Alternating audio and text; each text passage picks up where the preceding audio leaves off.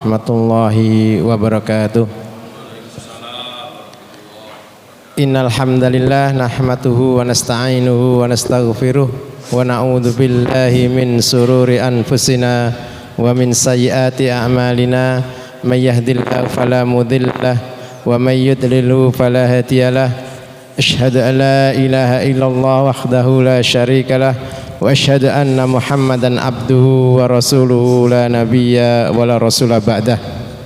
Allahumma salli ala Muhammad wa ala ali Muhammad kama sallaita ala Ibrahim wa ala ali Ibrahim innaka Hamidum Majid. Wa barik ala Muhammad wa ala ali Muhammad kama barakta ala Ibrahim wa ala ali Ibrahim innaka Hamidum Majid.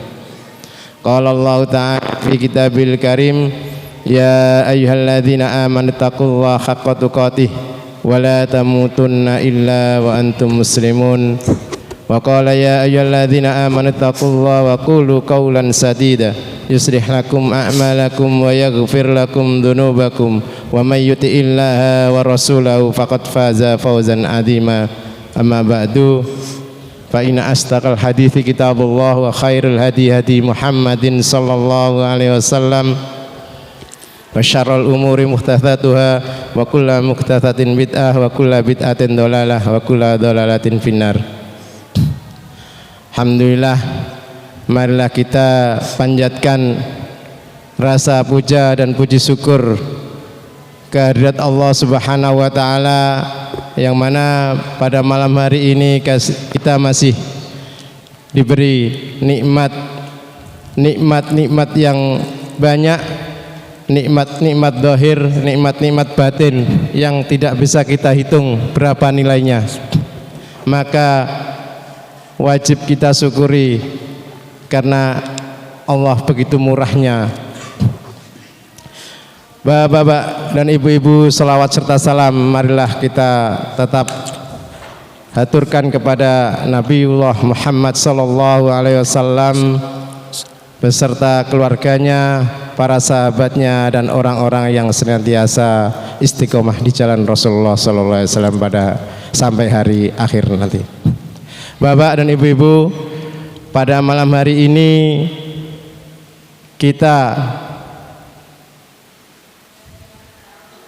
kajian kita pada malam hari ini yaitu tafsir Al-Quran yang sudah mencapai surat Al-Baqarah ayat 2 yang berbunyi dzalikal kitabul la raib fihi hudal lil muttaqin.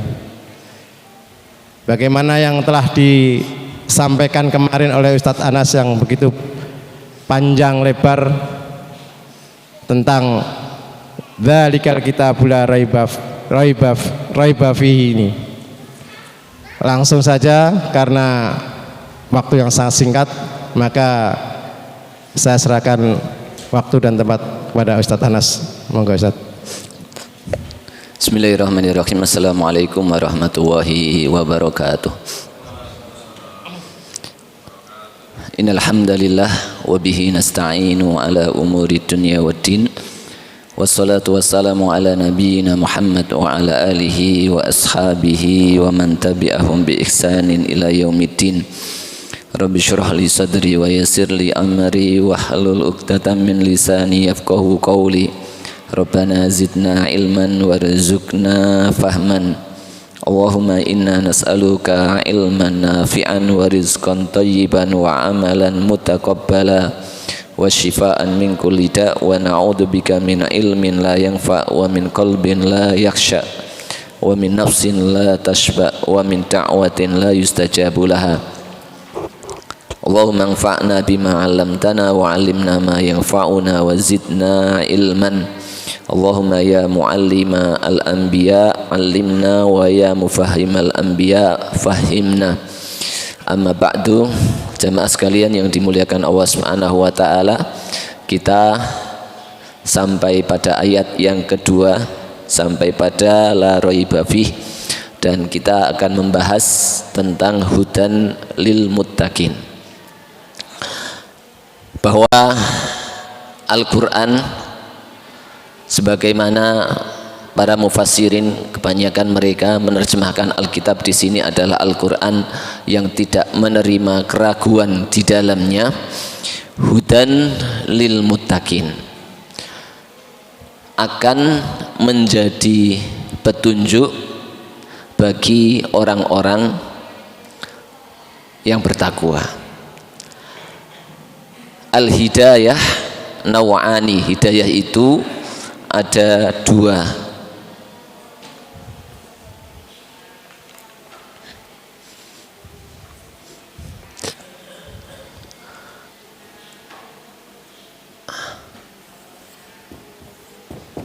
Hidayah ada dua. Hidayatul taufik, hidayatul irsyad atau al-bayan. Hidayatul taufik adalah hidayah petunjuk dari Allah Subhanahu wa taala, yang dimana Allah Subhanahu wa taala secara langsung memberikan petunjuk, membuka hati seseorang untuk menerima petunjuknya. Itu adalah hidayatu taufik. Taufik itu dari kata-kata waffaqo yuwaffiku, yang artinya dipaskan.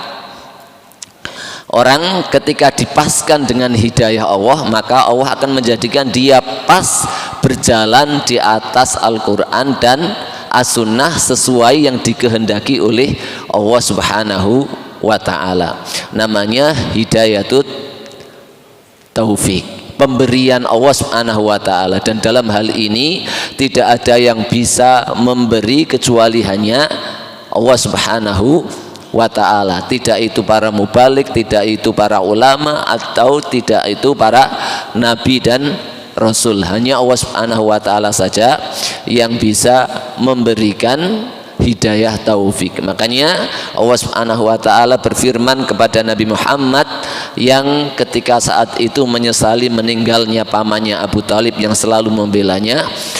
Allah Subhanahu wa ta'ala berfirman, innaka la tahdi man ahbabta walakinnallaha yahdi may yasha. Sesungguhnya engkau tidak bisa memberikan hidayah kepada siapa yang engkau kehendaki, tetapi Allah lah yang memberikan hidayah bagi yang Allah Subhanahu wa ta'ala kehendaki. Di situ adalah hidayah at-taufik. Yang kedua adalah hidayah al-irsyad atau hidayah al-bayan, yaitu hidayah seseorang memberi tahu tentang sebuah jalan atau sebuah petunjuk. Nah, petunjuk itu namanya hidayah. Hadayah di artinya menunjukkan. Hadayah di menunjukkan. Ihdina, ya Allah tunjukkan saya. Masdarnya adalah hidayah. Hidayah yang berupa seseorang dikasih tahu, dijelaskan untuk menuju kepada sesuatu. Dan ini bisa dilakukan oleh setiap orang, ya. Siapa yang mau mendapatkan petunjuk untuk pergi ke Tuban, maka carilah orang yang tahu tentang jalan ke Tuban.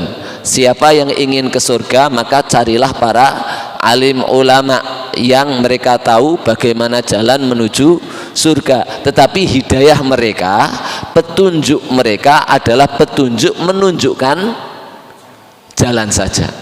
Nah, ini namanya hidayatul bayan atau hidayatul irsyad. Nah, yang pertama yang berbicara di sini, ya, kita lihat bahwa hudan lil muttaqin. Al-Quran akan menjadi petunjuk khusus bagi orang-orang yang memiliki ketakwaan. Berarti orang yang tidak memiliki ketakwaan, maka dia tidak akan bisa mengambil petunjuk daripada hidayah tersebut. Kira-kira hudan di sini ini petunjuk yang mana ini? Hidayah yang mana? Hidayah taufik, ya. Hidayah taufik. Kalau hidayah apa? Hidayah al-bayan, maka Allah Subhanahu wa taala terangkan di dalam surat yang lain, karena fungsinya Al-Qur'an itu bisa jadi dia adalah hidayah taufik, hidayah al-irsyad, hidayah bayan. Hidayah bayan ini Allah Subhanahu wa taala terangkan, syahrul Ramadan alladzi unzila fihil Qur'an hudan linnas.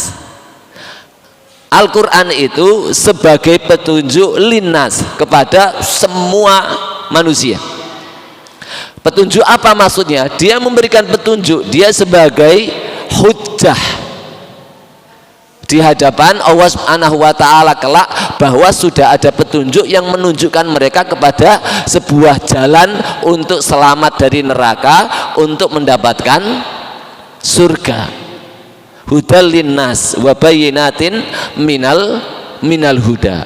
Tetapi Al-Quran itu Allah Subhanahu wa ta'ala peruntukkan hidayah taufiknya khusus untuk orang-orang yang bertakwa.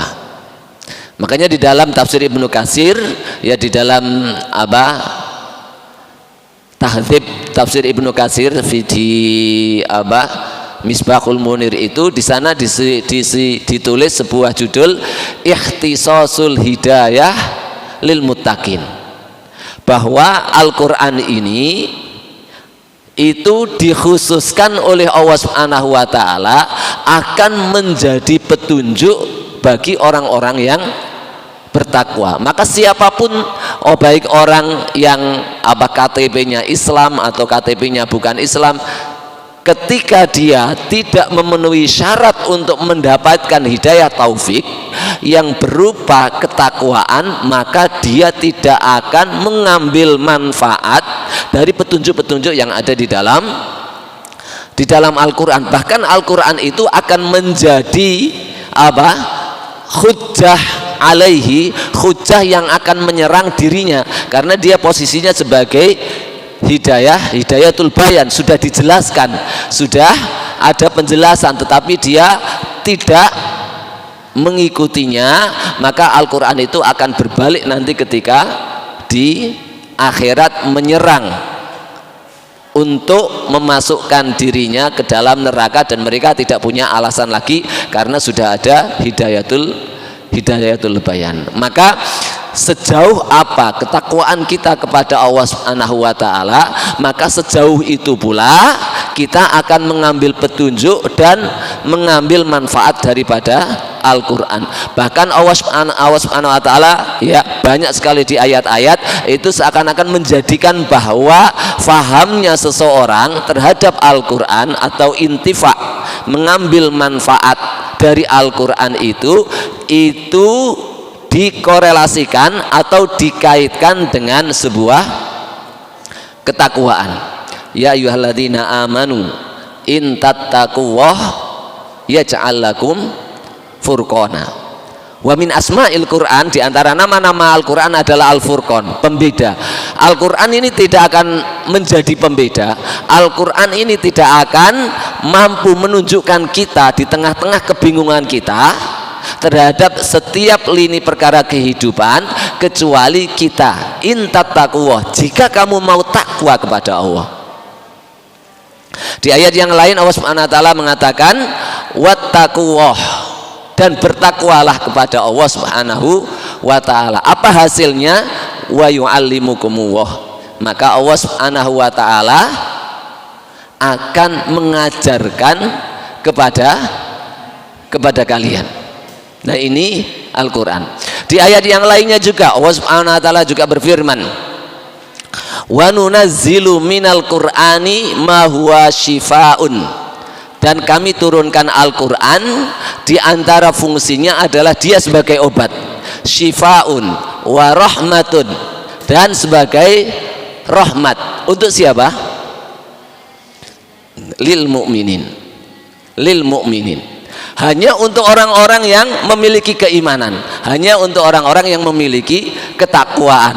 Tapi ayat setelahnya, wala yazidu dzalimina illa khasara. Dan orang-orang yang zalim, orang-orang yang di dalam hatinya tidak memiliki ketakwaan, tidak memiliki keimanan, itu dengan Al-Qur'an akan semakin rugi, semakin menjerumuskan mereka kepada kehancuran. Ini Al-Qur'an, ya. Makanya ketika seseorang menambah ketakwaannya kepada Allah Subhanahu wa taala, maka jaminannya adalah bahwa dia akan diberikan taufik, diberikan petunjuk oleh Allah Subhanahu wa taala.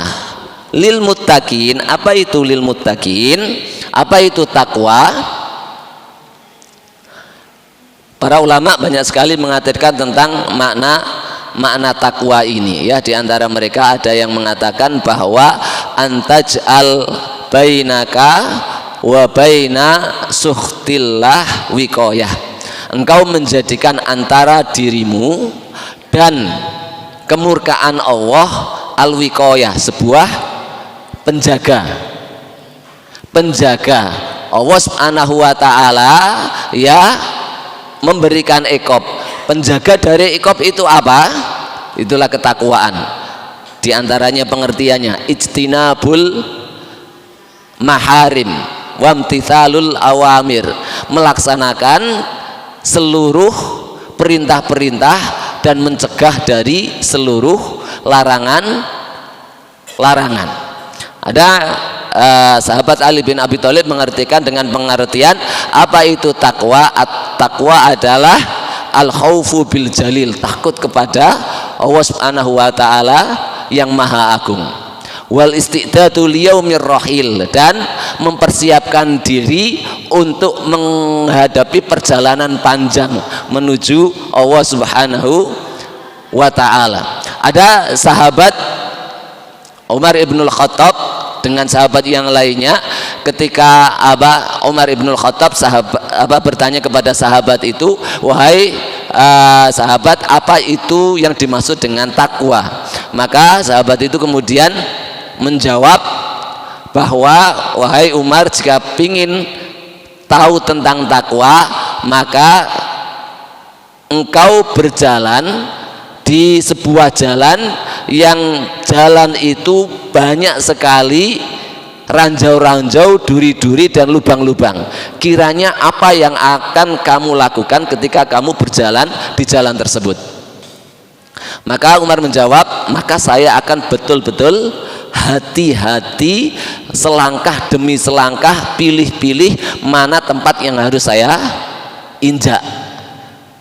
Kemudian beliau mengatakan, itulah takwa, ya. Karena ittaqoyataki juga bisa diartikan berhati-hati. Ittaqunar, berhati-hatilah dari api neraka. Ittaqunar bisa diterjemahkan jagalah diri kalian dari api neraka. Nah, itu intinya takwa. Di dalam hati at-taqwa huna, kata Rasulullah SAW, bahwa takwa itu ada di sini, yaitu apa? Rasanya bisa dirasakan, pengertiannya banyak sekali. Pada puncaknya kita betul-betul pingin maksimal melaksanakan seluruh apa yang diperintahkan Allah Subhanahu wa taala kepada kita, dan ingin menjauhi sejauh-jauhnya apa yang dilarang oleh Allah Subhanahu wa taala, yang dengannya kita bisa berharap bahwa dengan tersebut kita terjaga dari kemurkaannya Allah Subhanahu wa taala, dan kita diberikan keridhaan dan surganya Allah Subhanahu wa taala. Maka jalan orang yang bertakwa adalah jalan orang yang hati-hati betul di dalam menapaki sebuah jalan kehidupannya, terutama di sini, ya, di dalam mencari sebuah kebenaran. Dia akan betul-betul meminta pertolongan kepada Allah Subhanahu wa taala untuk bisa menapaki sebuah jalan, untuk bisa diberikan sebuah jalan yang menghantarkan kepada Kepada apa?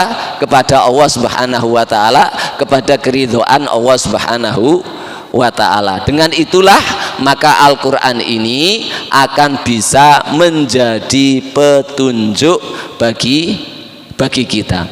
Sejauh apapun ya, sejauh apapun ilmu yang masuk di otak kita, sejauh apapun wawasan yang masuk di otak kita, ketika itu tidak dibarengi dengan ketakwaan, maka itu belum dikatakan hidayah sebagaimana yang tertera di dalam ayat ini. Karena apa? Hudan lil muttaqin itu khusus untuk orang-orang yang bertakwa.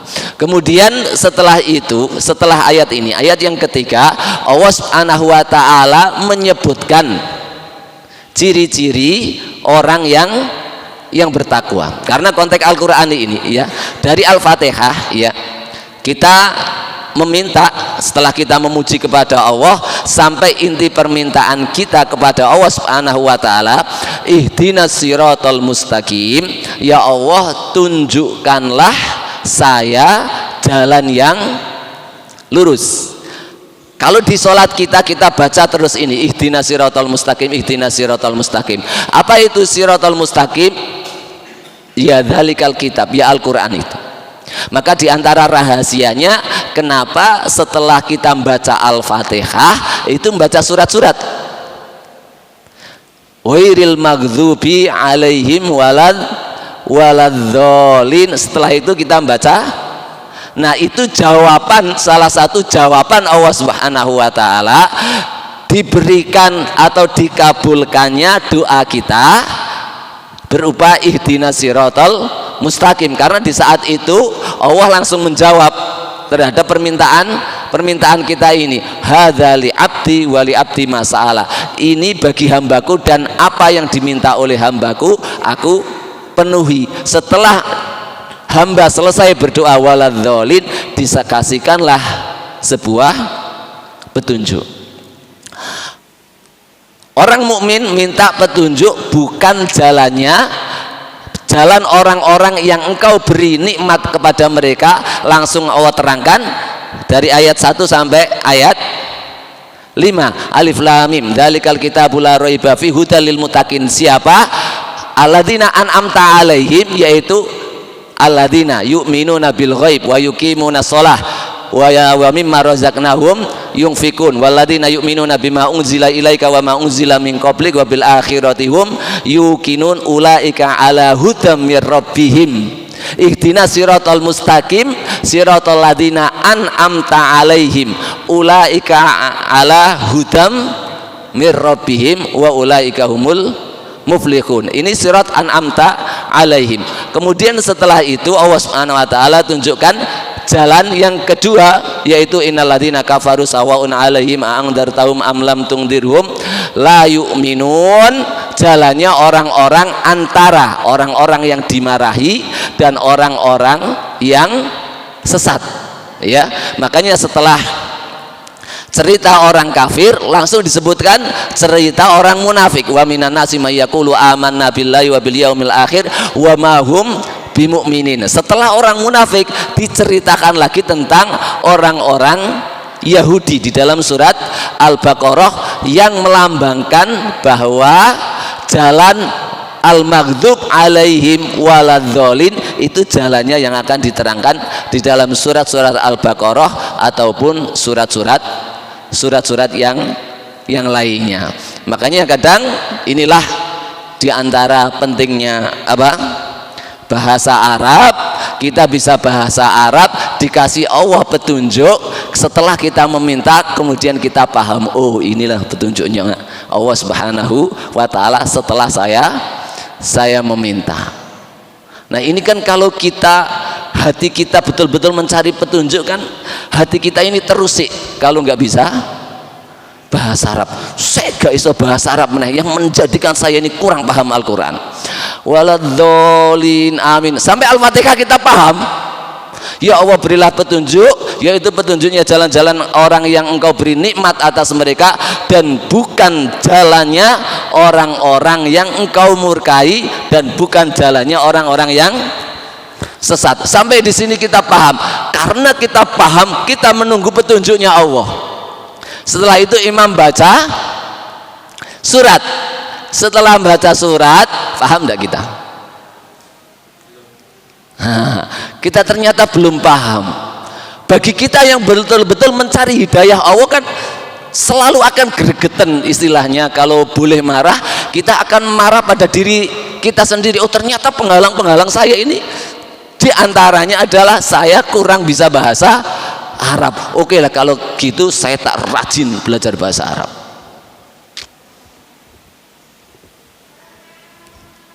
Insya Allah rajin belajar bahasa Arab ya. Yang ngajari Kak Budi. Nah itu maksudnya secara greget seseorang itu loh akan menempuh sebuah jalan, dan jalan itu subhanallah ditunjukkan oleh Allah Subhanahu wa taala. Ya mungkin bolehlah 1-2 hari dan yang lainnya, tapi cerita-cerita ulama tidak akan puas sampai itu. Namanya menuntut ilmu itu harus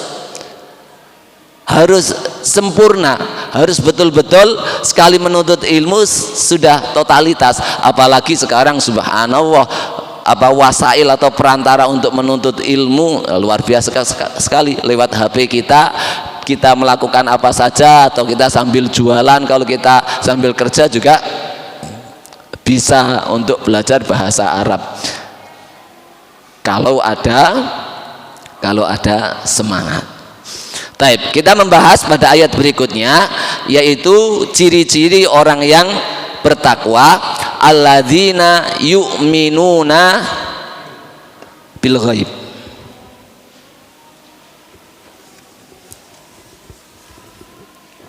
Ini agak lama ya, karena pengertiannya satu-satu. Alladzina yu'minuna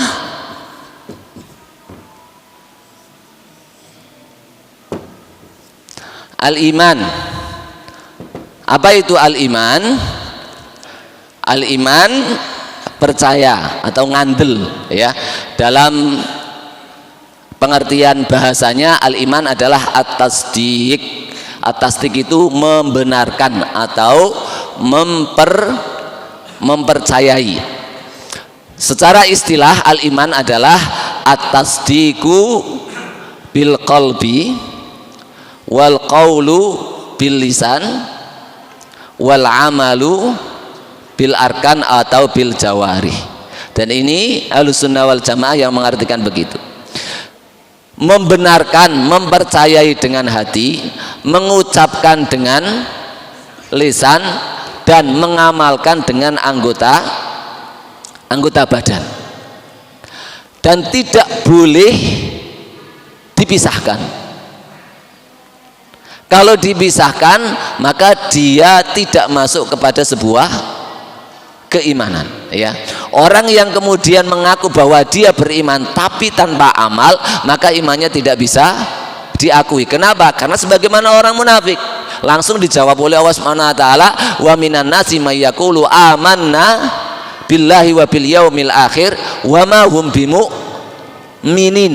Mereka pada hakikatnya bukan orang-orang mukmin. Kenapa bukan orang mukmin? Karena mereka ternyata pengakuan saja, amalnya tidak ada. Bahkan di dalam masalah hukum misalnya, alam tara ilal ladzina yaz'umuna annahum yu'minuna billahi wal yaumil akhir yuriduna ayyatahakamu ila taghut wa qad umiru ayyakfuru bih.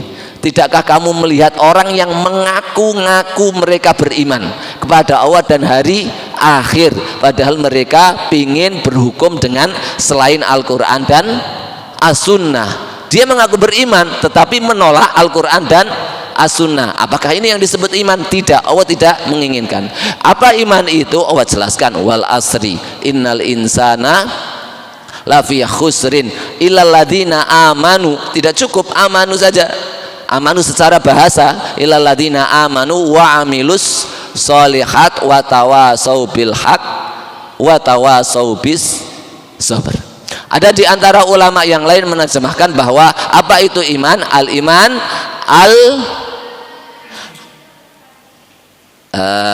at-tasdiqu bil qalbi wal amalu bil arkan, mempercayai dengan hati dan mengamalkan dengan anggota badan. Di antara anggota badan ini adalah lisan, jadi lebih sedikit. Ala kulli hal, intinya adalah sama, sebuah kepercayaan di dalam hati, perkataan di dalam lisan, dan diamalkan dengan anggota badan. Ini adalah sebuah keimanan. Dan orang yang biasanya ya imannya dilakukan dengan pengertian seperti ini, maka itu bentuk apa namanya, realisasi daripada kejujuran dia mempercayai la raiba fihi. Saya ulangi, bahwa pengertian iman seperti ini adalah bentuk realisasi daripada apa? Bahwasanya dia betul-betul memang sudah akidah Alkitab Al-Quran ini la raiba fih, tidak ada keraguan di dalamnya. Dan ini sudah secara nyata. Misalnya besok diumumkan di Masjid Al-Ikhlas, pengumuman besok insya Allah siapa saja yang sholat maghrib di Al-Ikhlas, sepulang sholat maghrib akan mendapatkan 500.000.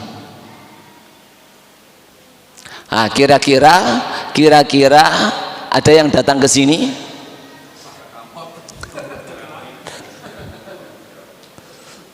Tergantung ya, tergantung keimanan, kepercayaan. Kalau ada orang, ono pengumuman no Al-Ikhlas, nah sampean percaya atau gak? Nih aku ngandel tapi aku gak tekoah, kira-kira percaya atau gak? Nggak, dia nggak punya kesibukan, nggak punya apa loh ya misalnya, atau nggak punya kepentingan yang jauh lebih penting. Punya kepentingan saja, insya Allah kepentingannya akan ditunda. 500.000.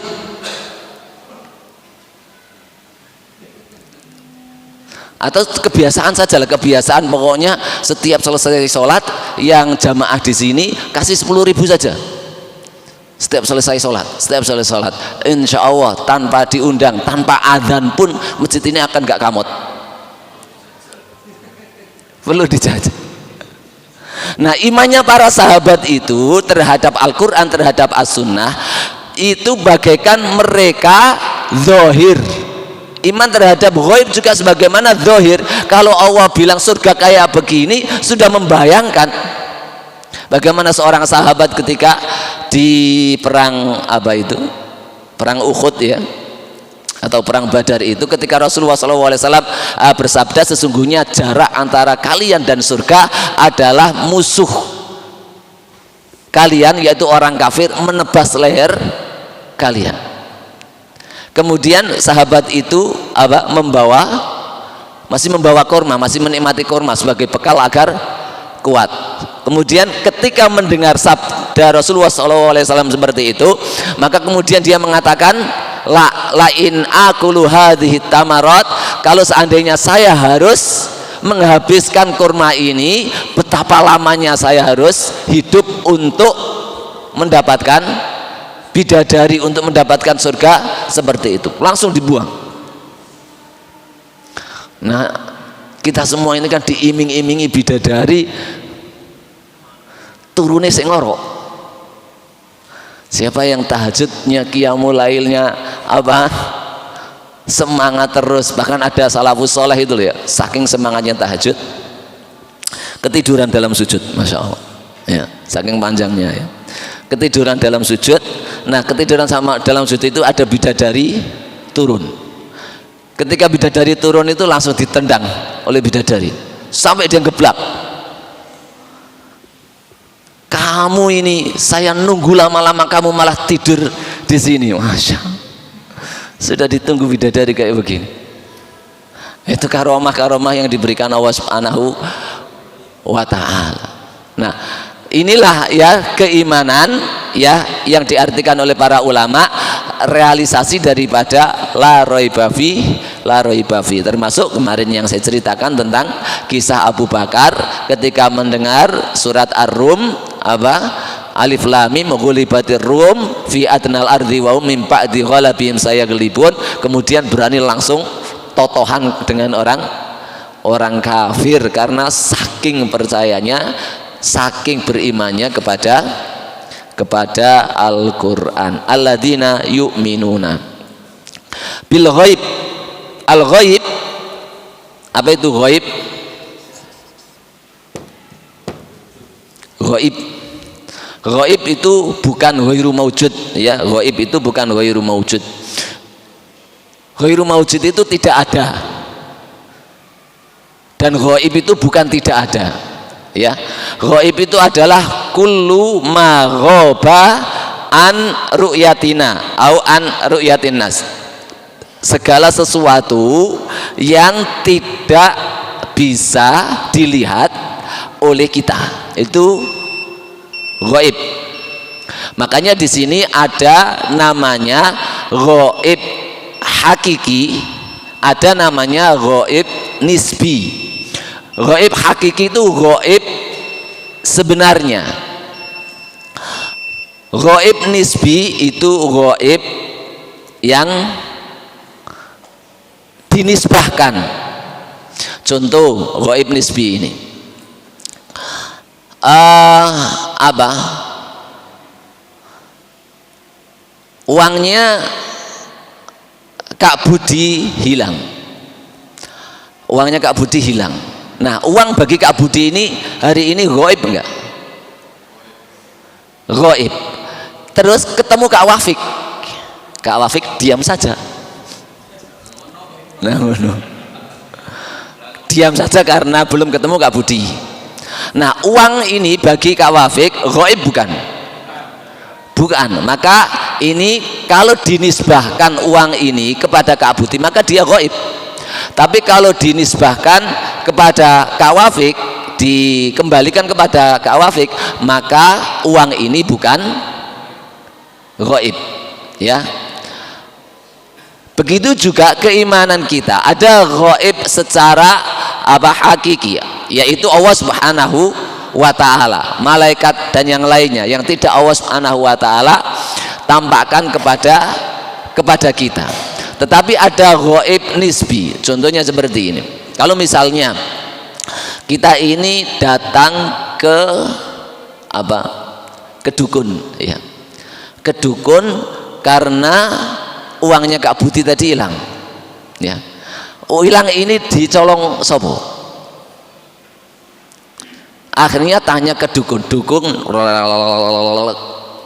Nah, dukun ini itu sebagai apa namanya, ritual atau sebagai jangka waktu dia memerintahkan kepada jinnya untuk mencari tahu kabar di mana uang tadi, uangnya Kak Budi. Akhirnya dia datang ke jin-jin yang lainnya yang ada di sekeliling Kak Budi yang pada saat itu hilangnya kapan dan yang lainnya. Kemudian tanya jinnya, jin korinnya Kak Budi tadi ditaruh mana. Kemudian jin yang di saat hilang itu berada di situ, ono to gak wong sing mlebu kene, ternyata Kak Wafik sing mlebu kene. Kan jin-jin itu tahu semua. Nah, setelah itu jin itu memberitahukan kepada dukun, memberitahukan uangmu dicuri, diambil Kak Wafik. Nah, kalau ada orang percaya terhadap perkataannya dukun seperti ini, itu gimana hukumnya? Kan banyak tadi kasus di masyarakat. Ghaib ini bersifat apa? Ghaib ini hakiki atau nisbi? Nisbi, ya, bersifat nisbi.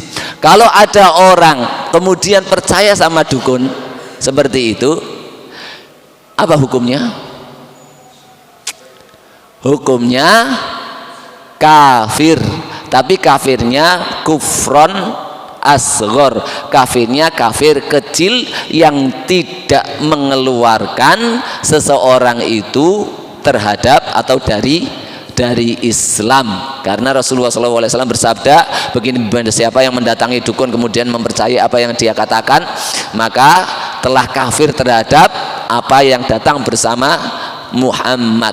Nah, kalau gelontorkan bahwa ini kafir neraka jahanam selama-lamanya, tidak bisa, karena ghaib ini terbagi menjadi dua. Berbeda dengan kafirnya seseorang, misalnya datang ke dukun, tanya, Kak Wafik ini meninggalnya kapan? Didelok, meninggalnya pada hari Jumat tahun 2100. Saya panjang umur ya. Nah, kemudian percaya, maka hukumnya bagaimana ini? Kafir apa? Kafir besar. Kenapa?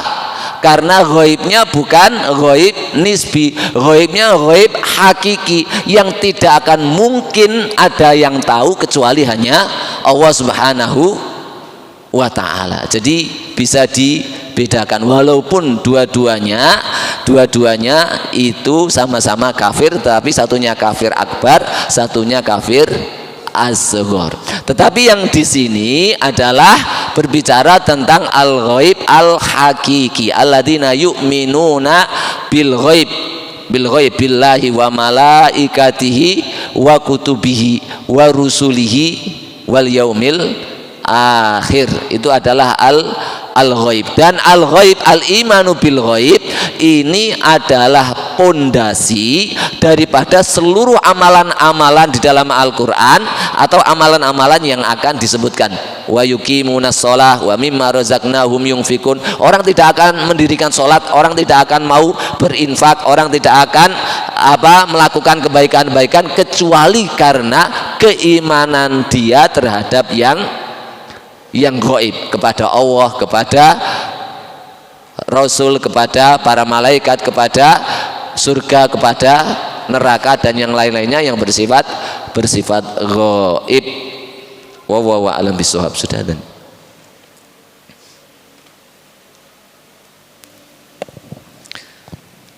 Bapak, kita break adzan dulu. Setelah adzan kita sharing tanya jawab.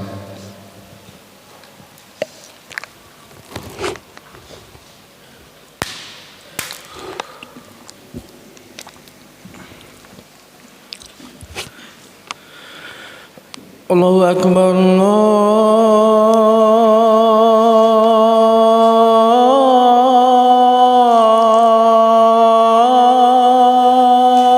Akbar, Allahu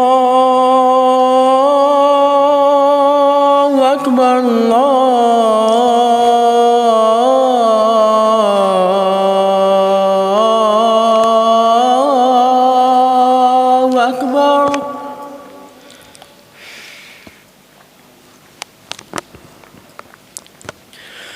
Asyhadu an la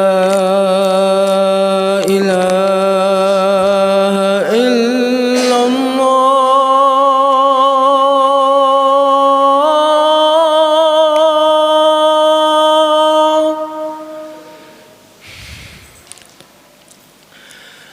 Asyhadu an la ilaha illallah.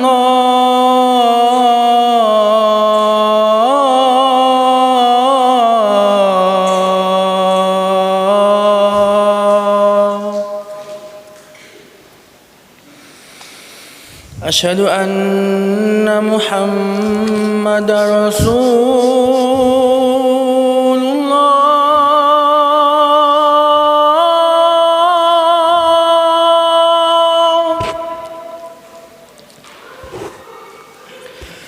Asyhadu anna Muhammadar Rasulullah.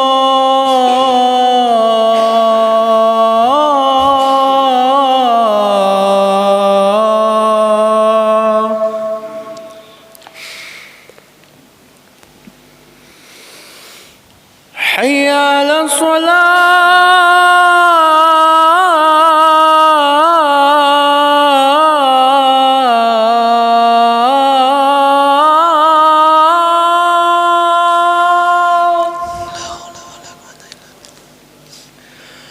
حي على الصلاة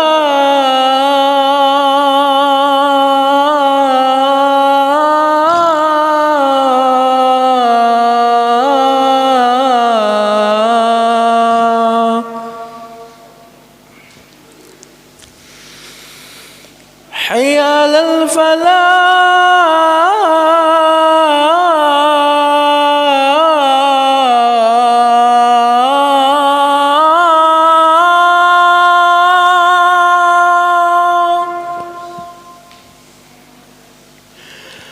حي على الفلاح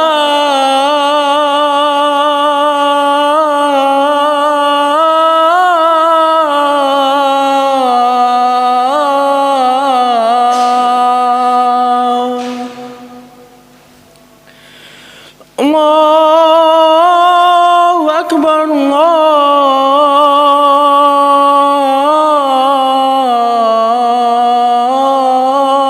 الله أكبر لا إله إلا الله.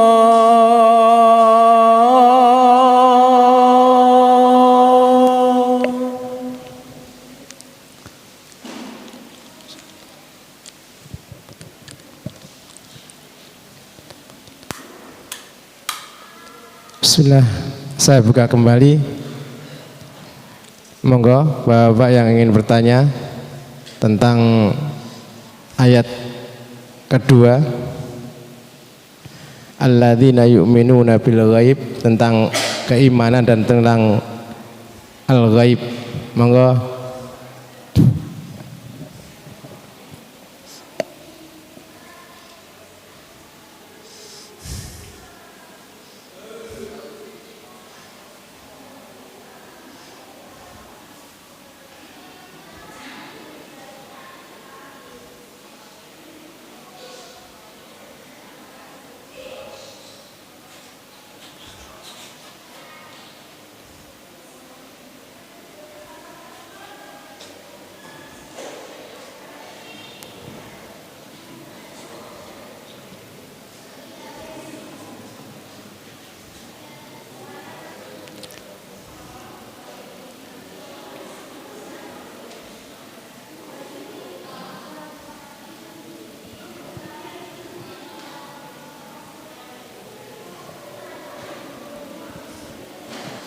Berhubung tidak ada yang tanya, saya tanya tentang alladzina yu'minuna, tentang keimanan. Tentang keimanan ini termasuk dengan arkanul iman, Ustaz ya, rukun iman yang 6 itu loh. Iya.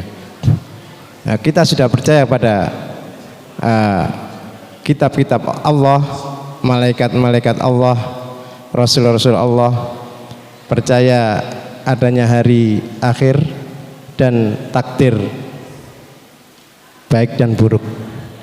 Nah, ketika kita diuji Allah dengan takdir yang kurang pas di hati kita, kita mengeluh, itu bagaimana dengan keimanan kita itu, Ustaz? Apakah itu termasuk membatalkan keimanan kita atau gimana, Ustaz?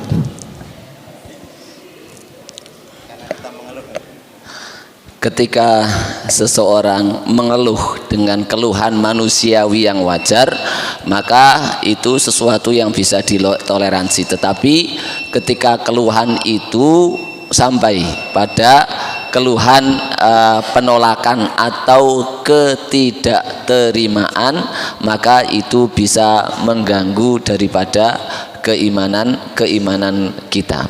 Bahwa takdir khairihi wa syarrihi, baik yang baik maupun yang buruk, itu ya Rasulullah SAW bersabda begitu, itu sebagai konteks pembicaraan bahasa manusia, ya. Semua bahasa manusia itu adalah ada takdir yang mana takdir itu dilihat oleh manusia kurang baik atau buruk. Contohnya miskin, orang miskin kan kelihatannya buruk, ataupun sakit dan yang lainnya. Tetapi kalau dilihat dari sisi Allah Subhanahu wa taala, segala sesuatu yang ditakdirkan oleh Allah Subhanahu wa taala itu mesti adalah baik.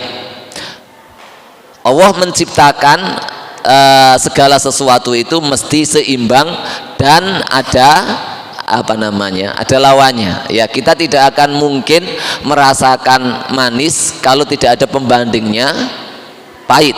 Kita tidak akan mungkin merasakan lezatnya sehat kalau tidak ada sakit. Kita tidak mungkin menikmati rasanya kecukupan dan kekayaan kalau tidak ada orang miskin atau tidak ada kemiskinan. Hari ini di Arab misalnya, orang miskin itu punya mobil satu, ya. Orang yang hanya punya mobil satu di rumahnya berarti dia fakir miskin yang berhak menerima zakat. Coba orang itu di tengah-tengah kita, ya sudah megilan ini, punya mobil satu, yang lainnya enggak punya, hanya punya sepeda motor saja kemana-mana.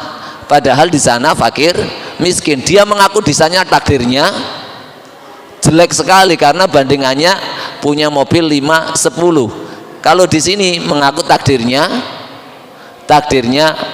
baik. Nah, sehingga disinilah kalau disandarkan semua ketentuan Allah itu semuanya sempurna. Allah menciptakan surga, menciptakan neraka, menciptakan keimanan, menciptakan kekafiran. Cuman pada bahasa manusia itu disebut sebagai takdir yang buruk. Nah, kalau seseorang berbicara kepada takdir yang buruk, ketika dikorelasikan atau dihubungkan dengan iman, maka seseorang itu akan mengetahui dan paham bahwa takdir itu baik baginya. Makanya Rasulullah SAW mengatakan, ajaban li amril mu'min inna amrahu kullahu lahu khair. Saya heran kepada urusannya seorang mukmin, kaitannya iman.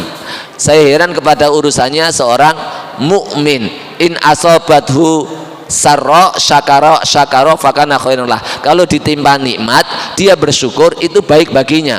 Wa in asobathu dharra sabara fakana khairun lah. Kalau ditimpa musibah atau takdir buruk tadi, sabara, dia bersabar, fakana khairun lah, maka itu baik baginya. Nah, kalau dikorelasikan dengan iman, maka semuanya jadi baik. Ketika iman itu menipis, maka dia akan ngomel-ngomel. Ketika iman itu tebel, siapa sih yang nggak suka kehilangan uang 100, di surga dijamin akan dapat 1 juta. Sementara dia ngandel betul, ya betul celengannya akan mendapatkan 1 juta. Jenengan kehilangan, ya kehilangan kehilangan uang 100.000. Terus secara dohir betul saya mengatakan, wes ojo khawatir, ojo nangis, sisuk tak ganti 1 juta. Kira-kira tangisan jenengan langsung berhenti enggak? Berhenti. Kenapa? Jenengan percaya sama saya, dan jenengan memandang saya itu saya betul-betul ada, dan kantong saya fulus. Karena kepercayaan yang kuat itu, jenengan kemudian derayan air mata langsung selesai, kegembiraan langsung muncul. Orang yang merasa mendapatkan takdir yang buruk, ketika imannya kuat bahwa dia akan dibalas oleh Allah Subhanahu wa taala seperti ini, fadilahnya itu seperti ini. Kalau lagi kena musibah itu, bahkan yang enggak kena musibah pun pingin balik ke dunia, pingin dikasih musibah, itu langsung berubah. Yang awalnya seakan-akan takdir itu buruk menjadi ini semuanya baik bagiku. Kapan? Ketika beriman. Maka Rasulullah mengatakan, ajaban li amril mu'min. Wa alam bishawab.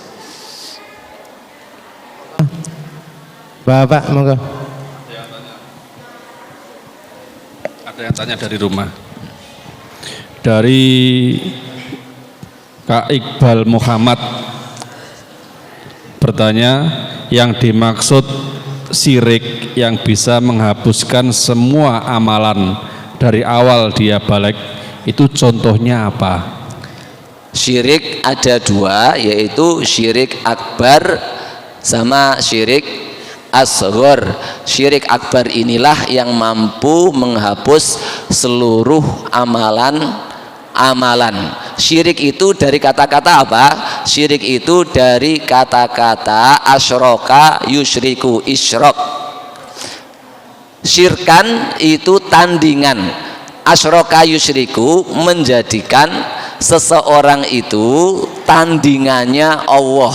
Allah punya apa? Allah punya tauhid rububiyah, tauhid uluhiyah, tauhid asma dan sifat. Tauhid itu apa? Hanya menjadikan satu, ketiga tauhid itu hanya milik Allah loh.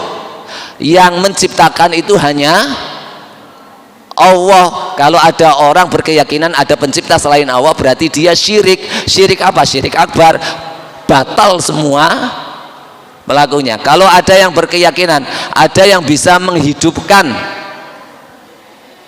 selain Allah, berarti dia syirik akbar. Ada yang berkeyakinan bahwa boleh diibadahi selain Allah berupa tauhid uluhiyah, maka siapa saja yang beribadah kepada selain Allah, memberikan sesuatu bentuk ibadah kepada selain Allah, maka dia telah melakukan syirik akbar.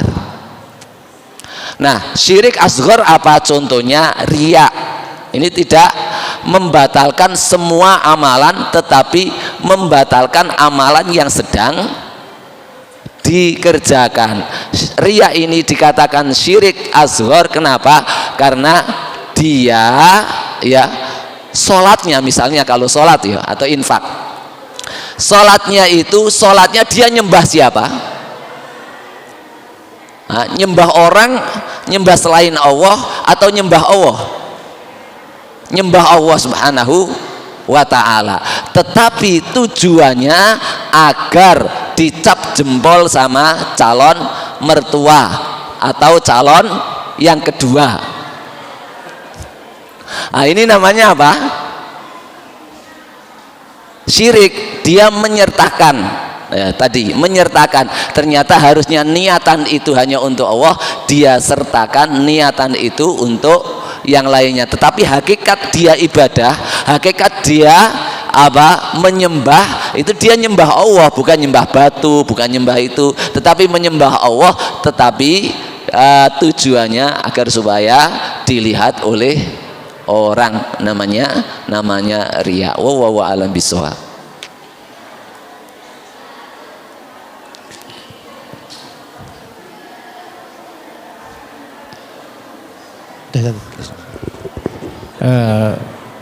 Bapak dan ibu-ibu, alhamdulillah pada kajian malam hari ini telah dipaparkan oleh Ustadz Anas Hadi Waseto yang begitu luas